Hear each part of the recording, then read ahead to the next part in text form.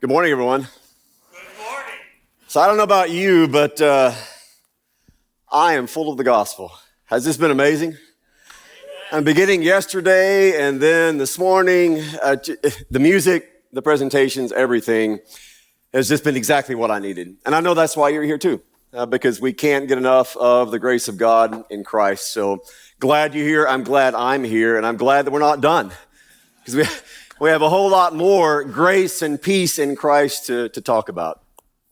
So I was thinking back the other day to a long time ago when I was in college, like 30 years ago. I'm thinking about some of the classes that I took, and one of the ones that stuck out with me, I don't remember a lot of the details, but I remember this class making an impact on me. It was called nonverbal communication. Anybody had a class like that? So I don't remember a lot of details in the class, but one thing that stuck with me is that we communicate not just verbally, but when I look at your face, in a conversation, you're communicating back with me. Maybe you're expressing curiosity, maybe you're expressing boredom, maybe you're expressing anger, but not just your words, but your facial expressions also communicate something. Now, if you think about looking at somebody's face and determining whether this person is being gracious towards you, if they're favorable towards you, maybe non-verbally, you would look at their smile. So are they smiling at you? We would probably interpret that as something positive, right? They're smiling at me, so they're favorable toward me. Maybe even gracious toward me. That's the non-verbal way in which that communication takes place. Now here we can take a clue from the Old Testament. Because when the Old Testament talks about finding grace or finding favor in someone else, either another person or in God, it's finding grace or favor where? You're supposed to know the answer to this question. In their eyes. Yeah. Have you ever noticed that too? Sometimes people will be laughing, but you look at their eyes and they're not laughing. Or they're smiling and you look at their eyes and they're not smiling.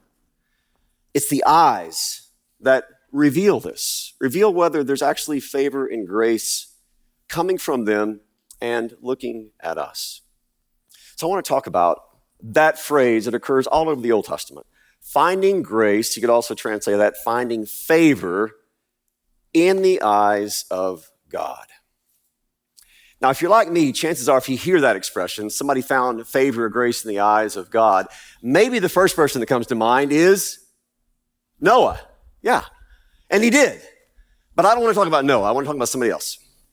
I want to fast forward in Genesis to talk for at least a few minutes about that paragon of piety, that father of the year figure, the patron saint of people who are wanting to relocate and looking for the ideal city in which to relocate.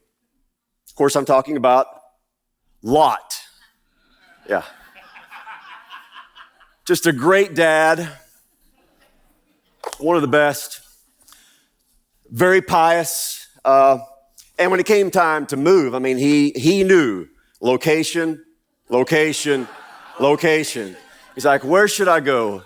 Bentonville? No. Tyler, Texas, where my wife and I recently moved? No. Sodom. That's the place to be. Well, you know the story, of course. The Lord appears, first of all, to Abraham. He's got his two angels with him. Now, I would argue that the Lord who appears to Abraham there is the Son of God.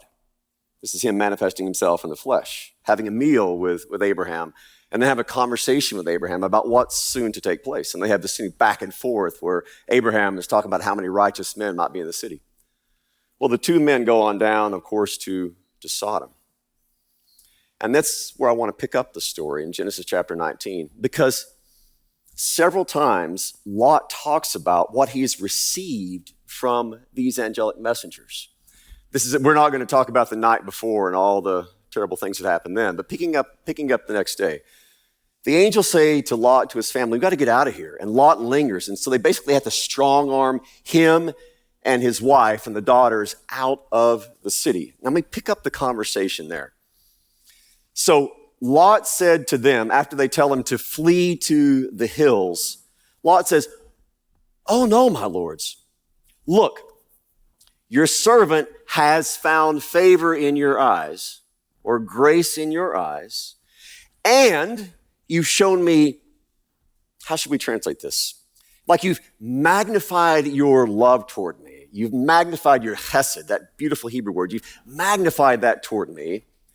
And you've done that in saving my life. See how he's kind of building all this up? I found favor in your eyes, and you've magnified your love toward me, and you've saved my life, but I can't escape to the hills because disaster might overtake me there and I might die. So listen to this. This is great. Behold, this city is near enough to flee to. It's a little one. Let me escape there. Is it not a little one? And my life will be saved. And you kind of picture at this point the angels doing a big eye roll. Like, okay, we will spare that city. Just get out of here because we've got a task in which we are to engage. And so Lot takes off toward that city. Now, I want to kind of introduce this idea by using Lot because what a great example of someone who really doesn't have anything to offer. And yet he finds favor in the eyes of these two messengers who are messengers that are sent by the Lord himself. The Lord himself being, in this case, the Son of God who appears to Abraham and sends these two messengers specifically so that they can show mercy. They can show favor to this undeserving person. Now let's think about that for a minute. Lot found grace in the eyes of the Lord as the Lord sent these two rescuers to deliver him from this impending destruction. Someone who didn't deserve this, someone who was not worthy of this, someone who was in a situation that could have led to his own destruction. He is the one who receives this merciful act from the Lord. So when you think about finding grace in the eyes of the Lord, don't think about someone being grace-worthy. When you think about them finding favor in the eyes of the Lord, don't picture God, as it were, just looking out over the course of humanity and finding the people who are especially deserving of it. No, think of him being favorable and gracious even before he looks. That's the characteristic of who he is. And so when he looks, he's already looking with favor. He's not finding someone in the crowd and saying, that's someone worthy of grace and favor. It's who he is. And so to find grace in the eyes of the Lord isn't to be grace worthy, but instead it's to receive grace from the one who is worthy, from Christ himself. And then he becomes the embodiment of grace for us.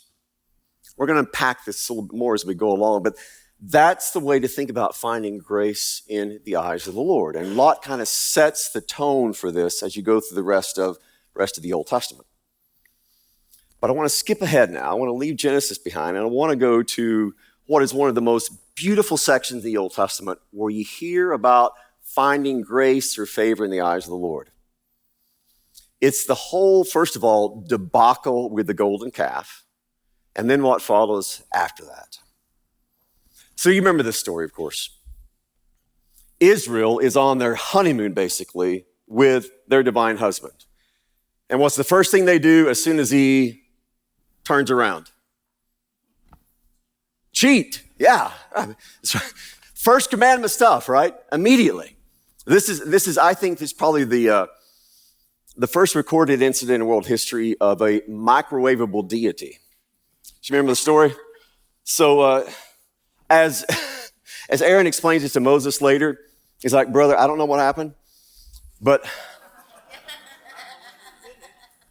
it was like this bag of microwavable popcorn, you know. I just put it in there and then hit the timer, and then out pops the popcorn. Well, I had this gold, and I threw it in the fire, and out came this calf. Israel, right away, proves that they don't have something within themselves that's worthy of divine grace or favor. Right away, they're demonstrating to us something which is made explicit all over the Old Testament. that the Lord didn't choose them because they were the most righteous nation. God didn't choose them because they were the most powerful or numerous. God chose them because of his grace and his mercy and his promise. That's why he chose this nation. Now, we're going to pick up the story after that initial coming down from the mountain by Moses and the conversation between Moses and Aaron. And we're going to pick up the conversation between Moses and God. And I want you to listen. This is Exodus 33. I want you to listen to how Moses is appealing over and over, not to his own worthiness, not to the Israelites' worthiness. They don't have any. But to one thing in particular, to the favor and the grace of God. This is Exodus 33:12. Moses says to the Lord, "You say to me, God, bring up this people, but you haven't let me know whom you will send with me. You've said, I know you by name, and you have also found favor in my sight. Now," he goes on to say to God, "if I have found favor in your sight, please show me your ways in order that I might know you, in order to find favor in your sight. And consider too that this nation is your people." That's the way this starts out. So you've said I found favor in your sight. And remember that it's not just me, it's this people that are with me that need your favor. So you've said this, but what's going to come of this? Now God says to him, "My presence will go with you, and I will give you rest." And Moses immediately retorts, "Well, if your presence won't go with us, then don't bring us up from here. Don't take us from where we are unless you're going with us, because how will it be known that I have found favor in your sight, I and your people, if it's not with you going with us, so that we are distinct, I and your people, from every people on the face of the earth." I love that. Moses is saying, if we really have found favor in your sight, if you're being gracious and merciful to us, if you're not going with us, then we're not going anywhere. You see, the only way that we are different from any other people is by your good and gracious and forgiving presence with us. That's what set Israel apart. It wasn't that they were such a wonderfully pious and righteous nation. What set them apart was the fact that they had in their very midst a good and a gracious and a merciful God. That's what set them apart. And so Moses says, "We'll go, but only if you go with us, because otherwise we have no hope." And the Lord says to Moses, "This very thing that you have spoken, I will do, for you have found favor in my sight, and I know you by name." And then Moses drops this line, "Please show me your glory." Now, listen to what God says next. Moses says, "Show me your glory, God." And you would think that God's going to say, "Okay, I'm going to show you my glory. Get ready. Here comes the glory." But God says, "I will make all my goodness pass before you." Those words should be in golden letters. "Show me your glory, God." And God's like, "There's my goodness. That's my glory. My glory is all my goodness. The good God that I am, the goodness that I show to you, the mercy and the compassion that I am, that I exemplify, that's what I'm going to make pass before you." So when you think about a glorious God, think about all his goodness. Don't think about his power. Think about how good he is toward us. "I'm going to make all my goodness pass before you." And he says, "I will proclaim before you my name, the Lord. And I will be gracious to whom I am gracious. And I will be merciful," that could be translated also compassionate or merciful, "to whom I will show compassion." And then he says, you can't see my face because no man can see me and live. And then we have this cleft of the rock language.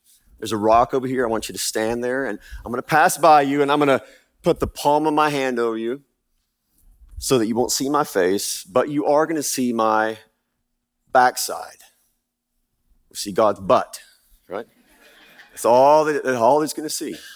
I think, by the way, that this is God's way of saying, what you have asked, I'm going to give you. I'm going to be with you, and I'm going to lead you. And if you're following a leader, what do you see there? Their backside. Yeah. So you're going to see my backside. I'm going to go before you. Now, we're going to pick up the story just a little bit later. This is Exodus 34. So Moses gets the new tablets of stone and all of that. And listen to this. The Lord descended in the cloud and stood with him. And the Lord proclaimed the name of the Lord. There's a lot of Lords going on here, isn't there? Yeah. And the Lord passed before him and proclaimed. Now, let me pause here before I get to the proclamation. Here's what's going on. This is once more the Son of God who's coming, and he's descending, and he's standing there with Moses, and he's saying, I'm gonna tell you who I am. I'm gonna proclaim my name to you. And I'm going to tell you, when I do that, what kind of God you're dealing with. So when you're hearing this story, picture Jesus standing there with Moses, telling him, I, the Lord, am going to proclaim the name of the Lord to you. And I'm going to pass by you, and here is what you're going to hear from me. The Lord, a God merciful and gracious, slow to anger, abounding in steadfast love and faithfulness, keeping steadfast love. Don't you just love that? I'm going to guard my love. I'm not going to let anything happen to it. I'm going to keep my love. I'm going to make sure it's safe and it's there with you. I'm going to guard and keep my steadfast love toward you. For thousands, forgiving iniquity and forgiving transgression and forgiving sin.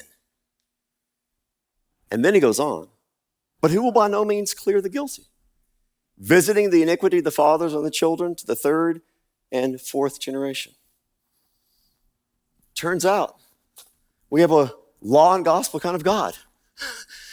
He's saying, I still have the law. But before he gets to that, he makes sure that you know what kind of God he is. Gracious, merciful, compassionate, slow to anger. Now, who is saying this? This is the Son of God saying this. This is his own self-description to Moses and to Israel. This is my own self-declaration of who I am. So when you think about me, think of a good and a gracious and a compassionate and a forgiving God who's slow to anger. This is his passing by revelation of what kind of God that we're dealing with. Now, the reason this is so important, because I think that we sometimes get the impression that when we're dealing with God in the Old Testament, we're dealing with sort of a preparation for Jesus kind of God. And when you finally get to the New Testament, you meet the Jesus who is gracious and compassionate. When we understand that this is the Son of God speaking to Moses, the Son of God proclaiming who he is and passing by him, then we realize that from Genesis onward, the God who appears and speaks and declares his love to his people is none other than the Son of the Father. This is a bit of a paraphrase to Martin Luther, but he said once, it is irrefutably true that the God who brought Israel out of Egypt and fed them manna and gave them water from the rock and brought them to Mount Sinai, the God who said, I am the Lord your God, is none other than Jesus of Nazareth, the Son of the Father. He's the one who rescued them. He's the one who declared, I am the Lord your God, and he's the one who shows grace and favor to the Israelites. Moses knew there was only one hope for Israel after everything with the golden calf. And it wasn't to appeal to himself. It wasn't to appeal to the righteousness of the Israelites. It was to appeal solely to the goodness and the grace of God. I want to go from here to a bit of a maybe surprising segue. I want to leave the Old Testament and I will venture into the New Testament. I've got Eric here in case I need some help. Trying to keep my 30 minutes, guys, close just in case. Mark 6. You have the feeding of the 5,000. You have Jesus going up on the mountain to pray. You have the disciples getting into a boat. And they're rowing. It's in the middle of the night. And the wind is coming against them. And Jesus, I picture him, he sees the boat. Clay and Gil and I have been standing at the Sea of Galilee a couple years ago. It's a lake, all right? So you can see across it. I picture Jesus, he sees the disciples. They're not in a great place. So he starts walking on the sea toward them. Now, one thing that you have to know, immediately when you hear Jesus walking on the sea, you know he's Yahweh in the flesh. Because the God who walks on the sea in the Old Testament, in Job chapter 9, in the Psalms, in Isaiah, is Yahweh. So this is Jesus manifesting who he is. I am Yahweh in the flesh, and I'm walking on the sea.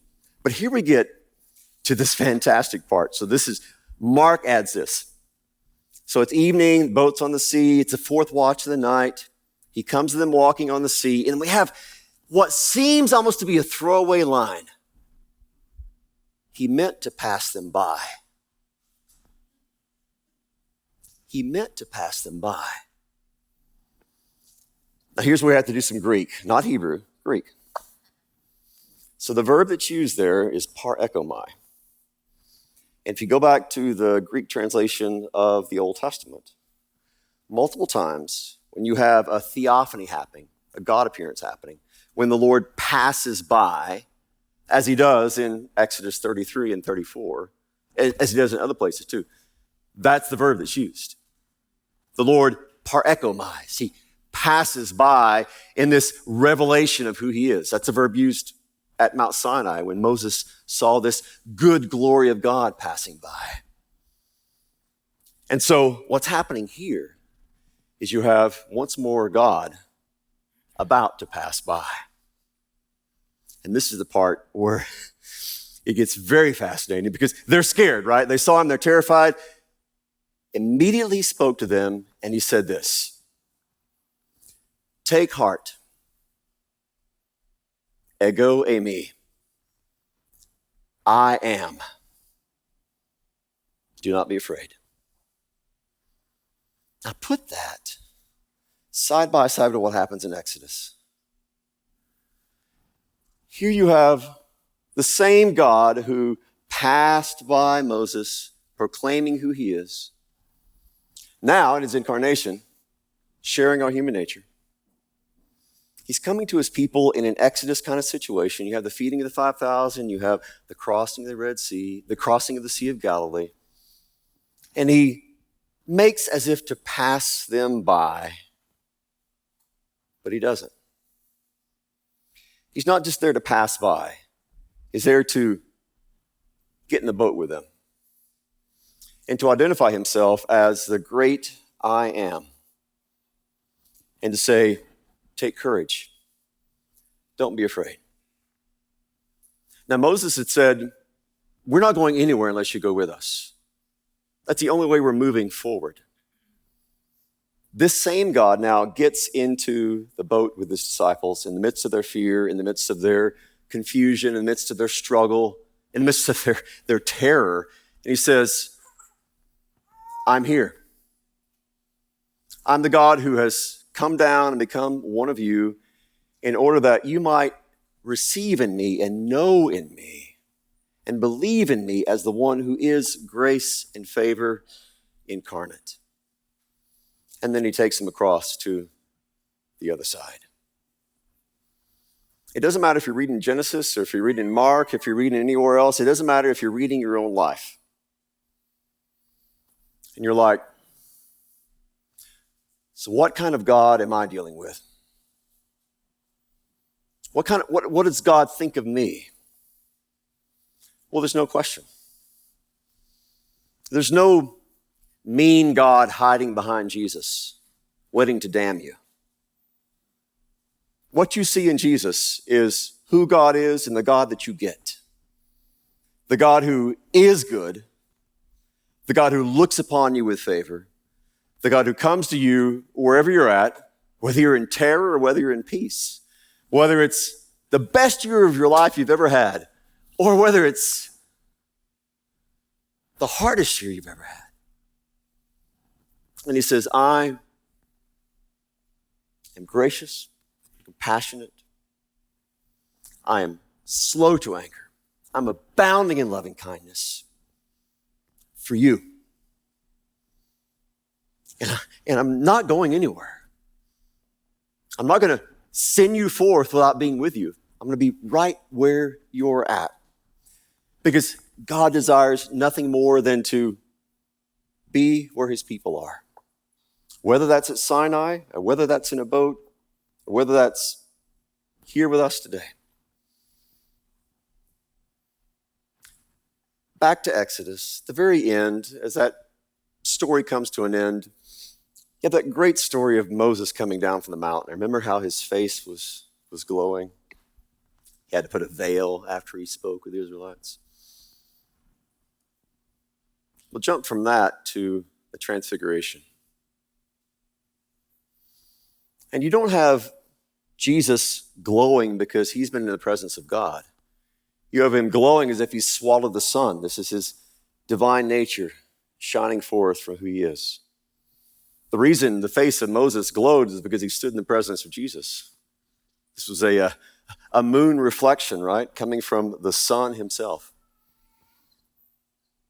On the Mount of Transfiguration, as Jesus glows as God in the flesh, remember what happens at the very end of that? After the Father speaks and the cloud disappears and the disciples open their eyes, they saw no one but Jesus only. And that's where all the scriptures lead us, to Jesus only. Because his grace and his mercy, his compassion, his slowness to anger, they're all found in him and in him alone. And they're found in their fullness. It's not like we just get enough. We get more than enough in him. More than enough, whether you're having a year of grief or you're having a year of success, or whether your marriage is great or whether your marriage is falling apart, whether you're pretty confident about the future or whether you are scared to wake up tomorrow.